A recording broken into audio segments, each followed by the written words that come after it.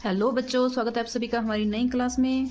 और नई क्लास है हमारी चैप्टर नंबर 2 रेखाएं और कोण को लेके, जिसमें हम लोग चाँदे से कोण बनाना सीख चुके हैं। अब हम सीखेंगे कोणों की माप। लेकिन उससे पहले हमें यहाँ कुछ नई चीज़ दे रखी है, जिसमें क्या दे रखा है कि गलतियाँ देखिए और गलतियाँ सुधारिए। जिसमें कुछ कोणों की गलतियाँ दे रखी हैं। कई बच्चे क्या करते हैं कि कोणों को गलत तरीके से माप लेते हैं। वैसे हम लोग पिछली कक्षा में कोण मापना बहुत ही अच्छे तरीके से सीख चुके हैं। उम्मीद करते हैं कि आप लोग भी सीख चुके होंगे। ठीक है, और हमने सीखा है, समझा है कि कैसे कौन को मापना है और कैसे नहीं मापना है। तो आप लोग यहाँ देख सकते हो कौन कौन सी तरह की गलतियाँ दे रखी हैं। जैसे कि डी दे रखी है। डी में हम लोगों ने सीखा था कि यहाँ जो बीच वाला पॉइंट है यहाँ पे हमें, और यहाँ इस तरीके से सीधी लाइन पर जाती हुई हमारी लाइन रखनी है। जैसे कि इन्होंने रख रखी है, ये इस तरीके से रख रखी है, डी ऊपर है लेकिन लाइन के जरिए नीचे रख रखी है, तो ये क्या है, गलत है। और यहाँ पे क्या कर रखा है इन लोगों ने, ये बीच वाला पॉइंट है उससे ऊपर 10 डिग्री पर लाइन रख रखी है। यहाँ पर ये लाइन नहीं रखनी होती, इस लाइन को हमें पता है कि बिल्कुल यहाँ पर रखनी होती है। तो इस तरीके से यह भी गलत है। और उसके बाद यहाँ देख सकते हैं कि यहाँ इस लाइन को मिलाती है लेकिन ये लाइन ऊपर की, तो ये तरीका भी क्या है, गलत है। और यहाँ पे ये इस तरीके से दे रखा है, यहाँ दे दिया और यहाँ इसके पीछे जाके मिला दिया। लेकिन मिलाया कैसे, हमें पता है कि जिस तरफ लाइन होती है वहाँ से हमें 0 चालू करना होता है। लेकिन यहाँ से इसने क्या करा, इस कोण की माप दे दी 150 डिग्री, तो यह क्या है, सरासर गलत है। और यहाँ पर भी इसने यहाँ इस बीच में लेके माप रखा है, तो यह भी तरीका क्या है, गलत है। और यहाँ इसको ये लाइन पर तो सही रखा है, यहाँ तक सही आ गया, लेकिन मापा कैसे इसको, यहाँ से इसने क्या कर दिया, ये नीचे वाला माप लिया, इसकी माप बता दी 85 डिग्री। जबकि हमें पता है कि जिस तरफ लाइन होती है वहाँ से हमें 0 चालू करना है, तो 0 क्या है, इसका ऊपर की तरफ है, तो ऊपर वाली लाइन के हिसाब से इसकी वैल्यू बनेगी 105 डिग्री की, तो ये गलत है। हमें बस खास ध्यान रखना है कि इस डी के हमें इस बीच वाले पॉइंट पर शीर्ष आ जाएगा और इसके यहाँ सीधे में चलते हुए हमें अपनी लाइन रखनी है इस वाली लाइन पर, और जिस तरफ लाइन है वहीं से हमें 0 चालू करना है। अगर हमारी लाइन इस तरफ आ रही है तो हमें ये ऊपर वाला 0 चालू कर देना है। ठीक है, आप लोग समझ गए होंगे। अब चलते हैं हम लोग हमारे आगे पेज नंबर 45, जिस पर है कुछ सवाल, आइए पता लगाएं। तो चलो पता लगाते हैं हम लोग सवालों के उत्तरों का। तो आइए चलते हैं हम आगे हमारे सवाल पर। हमारा सवाल है इसमें पेज नंबर 45 पर। पहला सवाल है कि कौन कहाँ है। हमें पता चलाना है कि कौन कहाँ पर है, कौन ढूंढने हैं हमें, और कौन ढूंढने हमें बखूबी आते हैं। इस पहले सवाल में सबसे पहले है घड़ी में कौन। तो ये 3 हमारे पास घड़ियां दे रखी हैं, तीनों घड़ियों में हमें ढूंढने हैं कौन। तो पहला प्रश्न पढ़ते हैं, घड़ी की सुइयां अलग अलग समय पर भिन्न कोण बनाती हैं। 1 बजे सुइयों के बीच 30 डिग्री का कोण होता है, क्यों।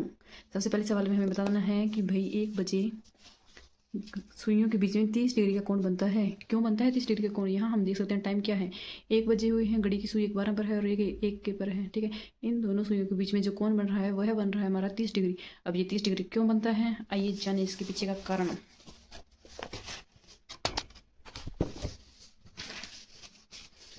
यहाँ हम लोगों ने अपने सवाल को समझने के लिए बना रखी है एक सुंदर सी बड़ी सी घड़ी। यहाँ देखिए, घड़ी की सुइयों पर कैसे होता है टाइम, 1 से लेकर के 12 तक के अंक लिखे हुए होते हैं। और हमें पता है एक वृत्त के अंदर टोटल कोण कितने डिग्री का बनता है, 360 डिग्री का कोण। अब हमें 360 डिग्री के कोण को कितने हिस्सों में बांटना है, टोटल कितने हैं, 12 है, यानी कि 12 हिस्सों में बांटना है। और देखते हैं प्रत्येक हिस्से में कितने डिग्री का कोण आता है। तो बांटो इसको, 360 में हमें भाग लगाना होगा 12 का। अब हम 360 के अंदर 12 का भाग लगाएंगे। तो अब कहते हैं हम लोग 360 में 12 का भाग, 12 का 12, 12 दिया 36, घटा हो गया 50, 0 ऊपर से 0 0 में भाग गया, नहीं तो ऊपर से आया 30, यानी कि 360 में 12 का भाग लगाए तो हमारा आंसर आया 30 डिग्री। यानी कि हर एक टुकड़े को कितने डिग्री मिलेगा, हर एक टुकड़े को मिलेगा हिस्सा 30 डिग्री का। 12 से लेके 1 तक 30 डिग्री, 1 से लेके 2 तक 30 डिग्री, 2 से 3 तक 30 डिग्री, ऐसे करके सभी टुकड़ों में कितना कितना मिलेगा हिस्सा, 30 डिग्री का कोण बनेगा। ठीक है, यानी कि 1 घंटे में कितने डिग्री का कोण बनता है, 1 घंटे में बनता है 30 डिग्री का कोण। तो इस हिसाब से जब बड़ी सुई 12 पर है, छोटी सुई 1 पर है, यानी कि 1 बजा है, तो उस टाइम पर कितने डिग्री की माप आएगी हमारे पास, 30 डिग्री की माप आएगी। ठीक है, तो ये हमारे उस पहले सवाल ए नंबर सवाल का आंसर हो गया। क्यों आया, क्योंकि 360 में हम लोग 12 का भाग लगाएंगे तो बराबर में 30 डिग्री। ठीक है, तो इस हिसाब से ये हमारा आ गया 30 डिग्री का एंगल। अगर हम एक और तरीका देखना चाहें तो, ठीक है, समझने के लिए हम लोग ऐसे भी समझ सकते हैं इसको। यह है हमारा वृत्त। ठीक है, सॉरी ये वृत्त थोड़ा सा टेढ़ा हो गया, दोबारा बना लेते हैं। यहाँ पे ये भी थोड़ा टेढ़ा हो रहा है, पर चलो कोई बात नहीं। एक वृत्त में टोटल हिस्से कितने होते हैं, 360 होते हैं, बीच में से काटते हैं तो ऊपर बचे हमारे पास 180 डिग्री, नीचे भी बचा हमारे पास 180 डिग्री। ठीक है, अब हमें पता है यहाँ सुई होती है हमारी 12 वाली, ठीक है, और यहाँ सुई होती है हमारी 6 वाली, यहाँ 3 और यहाँ आया हमारे पास 9। ठीक है। अब 12 में से यहाँ इतना देखेंगे तो ये बचा हमारे पास 90 डिग्री। ठीक है, और इसके बीच में हमारे पास 1 2 और फिर ये आया 3। अब 90 डिग्री को अगर हम 3 हिस्सों में बांटे तो कितना कितना आएगा, 30 30 30, यानी कि ये 30 का, फिर ये भी 30 का, और उसके बाद 2 से 3 का, ये भी 30 का। देखो इसमें समझने वाली बात एक ये है कि हम 12 से 1 के बीच में चल रहे हैं तो 30 डिग्री आएगा, 1 से 2 चल रहे हैं तो ये 30 आएगा, 2 से 3 चल रहे हैं तो ये 30 आएगा, यानी कि एक एक घंटे पर तो ये 30 आएगा। लेकिन अगर हम ऐसे देखें 12 से 2 के बीच में देखें तो कितना डिग्री आएगा, 30 और 30 60 डिग्री हो जाएगा। और 12 से 3 के बीच में देखें तो ये 30 30 30, यानी कितना हो जाएगा, 90 हो जाएगा। यानी कि हमें सवाल को उत्तर जांचने के लिए अब इसका उत्तर क्या आएगा, जैसे कि 2 बजे क्या आएगा, तो हमें 2 बजे का देखना है, 2 का मल्टीप्लाई कर देंगे हम लोग 30 से, तो हमारे पास आंसर क्या आएगा, 60, यानी क्या बन जाएगा, ये वैल्यू आ जाएगी इसकी 60 डिग्री की आ जाएगी। इसी तरीके से है हमारा आगे का सवाल क्या है कि 2 बजे कितना कोण होगा, और 4 बजे और 6 बजे, ये 2 कोण बताने हैं हमें। ठीक है, 2 बजे का, 4 बजे का और 6 बजे का, 3 कोण बताने हैं हमें। यहाँ देखो 2 बज रहे हैं और हमें पता है कि 12 से 1 के बीच में कितने का है, 30 का, 1 से 2 के बीच में 30 का, तो 12 से 2 बजे के बीच में कितने डिग्री का कोण हो जाएगा हमारा, 12 से 2 बजे के बीच में हमारा कोण हो जाएगा 60 डिग्री का। ठीक है, हमें बताना है 12 से लेकर के 2 बजे के बीच में कितने डिग्री का कोण बनेगा यहाँ तक, तो ये 30 और 30 टोटल कितना हो गया हमारे पास, 60 डिग्री का कोण हो गया। ठीक है, उसके बाद हमें बताना है कि 4 बजे कितने डिग्री का कोण होगा। अब 4 ये रहा, यहाँ पर आएगी हमारी सुई। ठीक है, यानी कि 30 30 30 30, 4 बार 30, तो क्या आंसर आएगा, 30 चौका 120। ठीक है, 120 डिग्री। इसकी वैल्यू ज्ञात करनी है तो हम क्या करेंगे, यहाँ पे बी नंबर क्वेश्चन के लिए हमें 4 बजे का कोण बताना है, 4 बजे। ठीक है, क्या कोण बनेगा, तो हम करेंगे 30 डिग्री का मल्टीप्लाई से करेंगे, 4 बजे का देखना है तो 4 से गुणा कर देंगे, 30 चौका 120, तो 120 डिग्री का कोण बनेगा हमारा 4 बजे। उसके बाद है हमारा आगे पूछा था इसने 6 बजे कि भाई 6 बजे कितने डिग्री का कोण बनेगा, तो हम इसमें 30 का गुणा किससे करेंगे, 30 का गुणा करेंगे हम लोग 6 से, 30 छिक्का 180, यानी कि 180 डिग्री का कोण बनेगा शाम के 6 बजे। और वैसे भी देखें हम अगर तो 6 बजे तक बिल्कुल सीधी आ जाएगी, और यहाँ पर हमारा कोण ये बनेगा। और बिल्कुल सीधी लाइन पर बना हुआ कोण कितने का होता है, बिल्कुल सीधी लाइन पर बना कोण होता है हमेशा ही 180 डिग्री का होता है, तो ये कोण हो गया हमारा 180 डिग्री का। ठीक है, तो आप लोग समझ गए होंगे कि हमें किस तरीके से कोण फाइंड करना है। जितने भी बजेगा हमें कोण देखना है उसको मल्टीप्लाई कर देंगे हम लोग 30 से गुणा कर देंगे। अब मान के चलो कि 8 बजे का कोण देखना है हमें, कभी 8 बज गए और कितने डिग्री का कोण बनेगा। ठीक है, तो हम लोग यहाँ से ये कोण देखें अगर, तो 30 का गुणा कर देंगे हम लोग 8 से, 8 से 24, यानी कि 240 डिग्री का कोण बनेगा। और ये कोण यहाँ से यहाँ तक का देखा जाएगा, ये कोण फिर यहाँ से देखिए यहाँ तक का। ठीक है, तो इस तरीके से हम लोग कोणों की वैल्यू पता कर सकते हैं। उम्मीद करते हैं कि आप लोगों को समझ में आ गई होगी। आगे इसमें घड़ी की सुइयों द्वारा बने अन्य कोणों को ढूंढिए। अब अन्य कोण ढूंढने हैं तो चलो हम लोग ढूंढ ही लेते हैं। सी नंबर क्वेश्चन का आंसर हमने 1 बजे का कोण देख लिया, 2 बजे का देख लिया, अब हम देखते हैं 3 बजे। 3 बजे का कोण देखेंगे तो 3 बजे के लिए क्या आएगा, 30 डिग्री गुणा में 3, यानी कि कोण आ गया हमारे पास 90 डिग्री का। और सेकंड हमने 4 बजे का देख लिया, 5 बजे का देख लेते हैं। यहाँ लिखेंगे हम लोग 5 बजे, तो 5 बजे कितना कोण बनेगा, 30 गुणा में 5, यानी कि 30 पंजे 150 डिग्री। उसके बाद थर्ड नंबर पे हम लोग 6 का देख चुके हैं। 7 बजे का देखेंगे, 30 का गुणा कैसे करेंगे, 7 से, 30 सत्ते 210 डिग्री आ गया। 4 नंबर पे हम लोग देखेंगे 8 बजे का कोण। 8 बजे का कोण क्या आएगा हमारे पास, 30 डिग्री गुणा में 8, और 8 या 24, यानी कि 240 डिग्री आ जाएगा ये। उसके बाद हम लोग देखेंगे 9 बजे का कोण। ये हमारे सी नंबर क्वेश्चन का आंसर हो जाएगा। 9 बजे का कोण देखना है, 30 डिग्री का गुणा कर दो भाई, 9 से करना है, तो 9 या 27, यानी कि 270 डिग्री आंसर आया। उसके बाद हमें देखना है 10 बजे का। लो भाई लिखो 10 बजे का 30 डिग्री का गुणा कर दो 10 से, आंसर आया हमारे पास 300 डिग्री। उसके बाद है 11 बजे का देखना है। 11 बजे का देखो 30 डिग्री गुणा में 11, और 11 दिया 33, 330 डिग्री आ जाएगा। उसके बाद हमें देखना है 12 बजे का।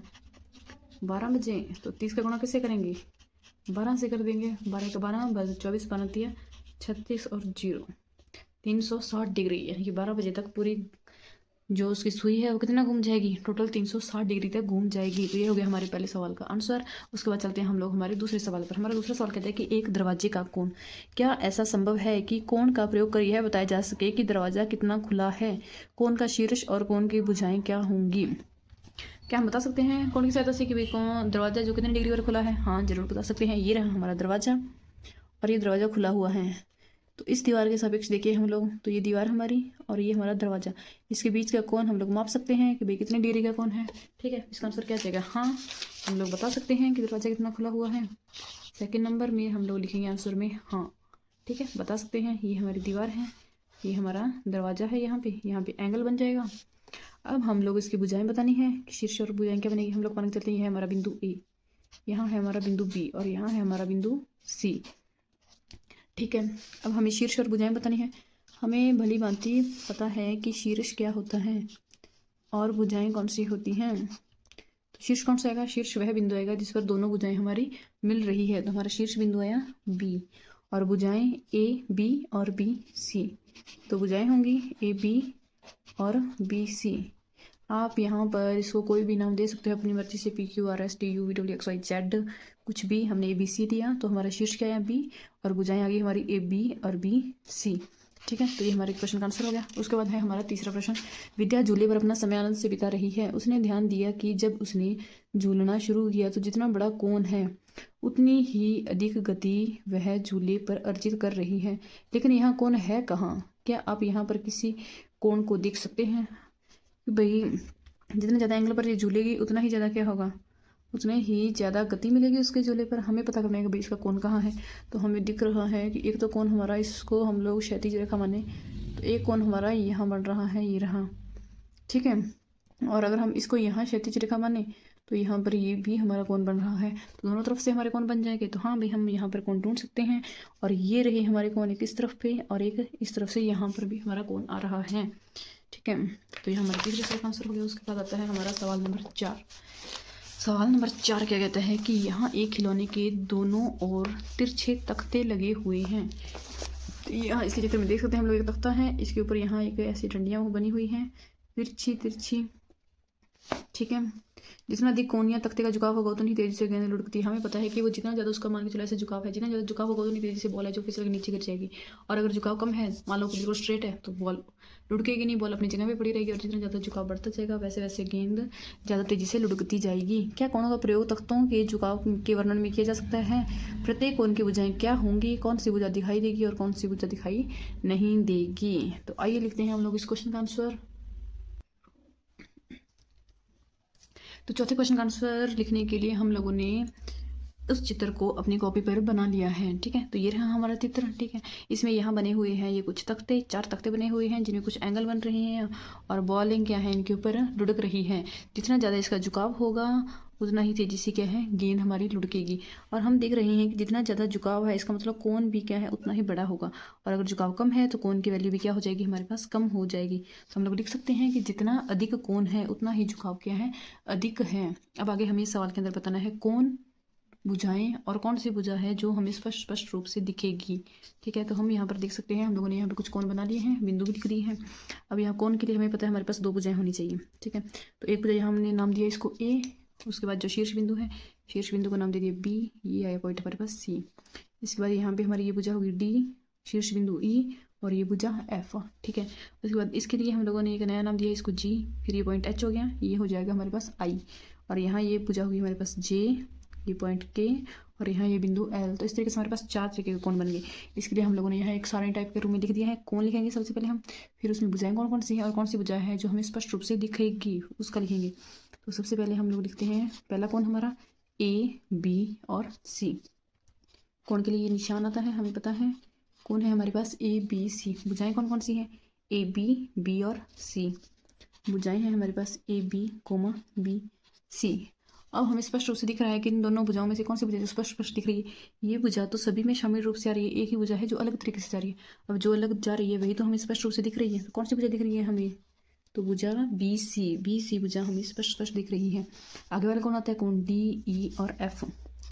सेकेंड नंबर पे है कोण डी ई एफ। अब कोण डी ई एफ में हमें कौन कौन सी भुजाएं हैं? डी ई और ई एफ। डी ई और ई एफ 2 भुजाएं हैं। कौन सी भुजा दिख रही है? तो भाई जो बाहर कोई तरफ है वही भुजा दिख रही है, ई एफ भुजा दिख रही है हमें, ई एफ। अब थर्ड नंबर पे आता है हमारा कोण ये वाला जी एच आई, कोण जी एच आई। अब इसमें कौन कौन सी भुजाएं बन रही है? भुजा है GH और HI, GH और HI। कौन सी भुजा दिख रही है? तो कौन सी है बारहवीं की तरफ? HI, H और I। उसके बाद चौथे नंबर पे हमारा कौन आता है? चौथे नंबर पे कौन आता है हमारा? JKL। कौन? JKL। इसमें कौन कौन सी भुजाएं हैं? भुजा JK, भुजा KL, JK और KL दो भुजाएं हैं। दिख कौन सी रही है? KL, तो हम लिख देंगे यहाँ पे KL भुजा हमें दिख रही है। तो ये हो गया हमारे चौथे प्रश्न का आंसर। उम्मीद करते हैं कि आप लोगों को समझ में आया होगा बढ़िया तरीके से। अब चलते हैं हम लोग, हमारा आगे का प्रश्न है पांचवा प्रश्न। उसके बाद पांचवा प्रश्न क्या कहता है हमें? प्रश्न बहुत बड़े बड़े दे रखे हैं इसमें, जिसमें हमें हमारी समझ पर आधारित लेके प्रैक्टिकली रूप से इसको करके देखना है। बच्चों को बढ़िया तरीके से समझ में आए, इसलिए हमें इस तरीके में आता है। पांचवा सवाल, नीचे दिए गए चित्रों का अवलोकन कीजिए जिनमें एक कीट एवं उसकी गुमाई हुई स्थितियां दी गई हैं। सवाल के अंदर हमें एक कीट दे रखे हैं, ये दो, और उसके द्वारा पहले वो सीधे थे, फिर वो क्या हो गए? टेढ़े हो गए। ये सीधा है, फिर यहाँ जाके ऐसे टेढ़ा हो गया। ठीक है। क्या घूर्णन की मात्रा बताने के लिए कोणों का उपयोग किया जा सकता है? कि कितना घूमा है ये है बताने के लिए क्या हमें क्या हम लोग इसके लिए कोण का उपयोग कर सकते हैं? यदि हाँ, तो कैसे? कोण का शीर्ष बिंदु एवं उसकी भुजाएं कौन सी होंगी? हमें इसका शीर्ष बिंदु बताना है, भुजाएं बतानी है। संकेत है कीट को छूकर जाती हुई क्षैतिज रेखा को देखिए। तो यहाँ हमें स्पष्ट दिख रहा है कि भाई ये रहा हमारा स्नेल, ये यहाँ ऐसे सीधी रेखा पर है। ठीक है। उसके बाद ये क्या हो गया? ऊर्ध्वाधर रेखा में खड़ा हो गया। ठीक है। तो एक सीधी लाइन, एक खड़ी लाइन, दोनों के बीच में कौन क्या बनता है? 90 डिग्री का बनता है। सीधा सीधा स्पष्ट दिख रहा है। तो हम इनके घुमाव की मात्रा को कौन से दिखा सकते हैं? उसके बाद आगे आती है हमारी ये वाला। ठीक है। इसमें भी क्या है? ये सीधी है, सीधी लाइन, फिर एकदम क्या होगी? ऊर्ध्वाधर, यानी ये खड़ी होगी। तो ये क्या है? इसमें भी दो सीधी लाइनें ऐसे एक ऐसे पड़ी हुई लाइन है लेटी हुई, और एक है इसके ऊपर खड़ी हुई लाइन। तो इन दोनों लाइनों के बीच में कौन क्या बनेगा? 90 डिग्री का कौन बनेगा। अब कौन बन रहा है तो हम हमारे हिसाब से इसको बिंदु रूप में दे सकते हैं, और उसके बाद उसका कोण और शीर्ष और उसकी भुजाएं वगैरह सब कुछ बता सकते हैं। ठीक है। और इनके घुमाव को कोण के द्वारा दिखा सकते हैं। ठीक है। तो इसका उत्तर हम लोग कुछ इस तरीके से लिखेंगे। हम लोग इसका उत्तर पहले से लिख रखा है हमने यहाँ पर, ये देखिए। तो हम लिखेंगे पहले तो कोण के लिए कि हाँ, घूर्णन की मात्रा बताने के लिए कोणों का उपयोग किया जा सकता है। कैसे किया जा सकता है? देखो, ये स्नेल था जो खड़ा है, और यहाँ पे ऐसे लेटा हुआ था, तो इनके बीच का कोण क्या बनेगा? 90 डिग्री का कोण बनेगा। यहाँ हम लोग लिख देंगे 90 डिग्री। और इसके लिए भी क्या था? यहाँ पे 90 डिग्री। इसकी पहले दिशा इस तरफ थी, फिर ऐसी लाइन ऐसी होगी। लाइन चाहे ऐसी है चाहे ऐसी है। ठीक है। दो सीधी लाइनें आपस में एक दूसरे को क्या करेगी? लंबवत रूप से काट रही है। तो कोण कितने का बन गया? कोण बन गया भाई 90 डिग्री का। नाम दे दिया हमने ABC, PQR। ठीक है। अब क्यों बनाइए? क्योंकि पहले कीट क्षैतिज रेखा की ओर थे, उसके बाद दोनों क्या हो गए? ऊर्ध्वाधर, यानी कि खड़ी रेखा पर आ गए। एक क्षैतिज रेखा और एक खड़ी रेखा। ठीक है। तो बीच का कोण 90 डिग्री। अब हमें बताना है इनका कोण क्या है, शीर्ष क्या है और भुजाएं क्या है, और ये हम लोग बखूबी जानते हैं। पहले कौन देखेंगे हम लोग? ये वाला ABC। तो कोण क्या है हमारा? ABC। शीर्ष क्या होगा? दोनों भुजाओं को मिलाने वाला बिंदु B। और भुजाएं कौन कौन सी होंगी? AB और BC। AB और BC। उसके बाद आगे वाला है हमारे पास PQR। तो लिखेंगे हम लोग कोण PQR। कोण PQR में शीर्ष क्या आ जाएगा हमारे पास? बीच वाला बिंदु Q। शीर्ष पॉइंट आया हमारे पास Q, और भुजाएं आ गई हमारे पास ये PQ और QR। PQ और QR, ये दो आ गई हमारी भुजाएं। तो इसी के साथ ये हमारा पांचवा सवाल भी कंप्लीट हो गया। ये इस तरीके से हमारा उत्तर आ गया। उम्मीद करते हैं कि आप लोगों को ये बढ़िया तरीके से समझ में आ गया होगा। इसी तरीके से आगे समझने के लिए हमारे साथ जुड़े रहिए। धन्यवाद।